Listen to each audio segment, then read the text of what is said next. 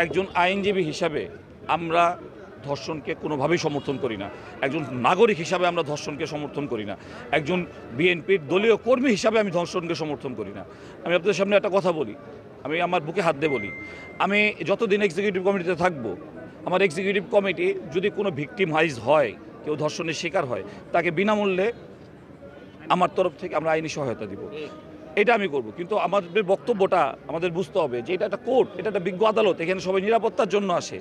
এখানে যদি আপনি লাঠিসোঁটা আইনে ভয় প্রদর্শন করেন, আমাদের বিচারকে প্রভাবিত করার চেষ্টা করেন, সেটা হবে না। বাংলাদেশের সংবিধান বলছে যে আসামির পক্ষে আইনজীবী থাকবে, বাদীর পক্ষে আইনজীবী থাকবে। যদি কোনো সংবিধান সংশোধন না করে, তো আপনারা একজনের আইনজীবীকে তার দায়িত্ব পালন থেকে প্রতিহত করতে পারেন না। এই আইন আমাদের রুজি রোজগারের জায়গা। এই আইন আমাদের কাছে পবিত্র, পবিত্র থেকে পবিত্রতম এই আইনাঙ্গন। এই আইনাঙ্গনের কোনোভাবে কলুষিত আমরা হইতে দিব না।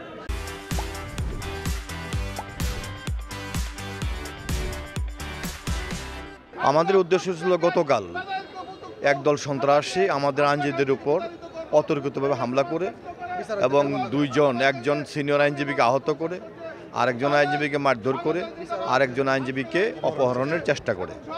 তার জন্য এবং বিচারকদের উপর ওই সন্ত্রাসীরা গালমন্দ করে তারা আমাদের উপর অতর্কিত হামলা করলে আমরা তাদের বিচার প্রার্থনা করে আজকে এই মানববন্ধন আয়োজন করা হয়েছে।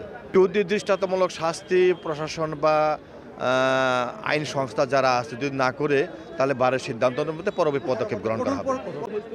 এই সমন্বয়কের পরিচয়ে বেশ কিছু দুষ্কৃতিকারী আমাদের এই পবিত্র আদালতে এসে আমাদের একজন বিজ্ঞ সিনিয়র আইনজীবীর উপরে অন্যায়ভাবে হামলা করেছে, তাকে শারীরিকভাবে অ্যাসল্ট করা হয়েছে। এর প্রতিবাদে আজকে আমাদের সকল আইনজীবীদেরকে নিয়ে আমরা আজকে মানববন্ধনে শরিক হয়েছি।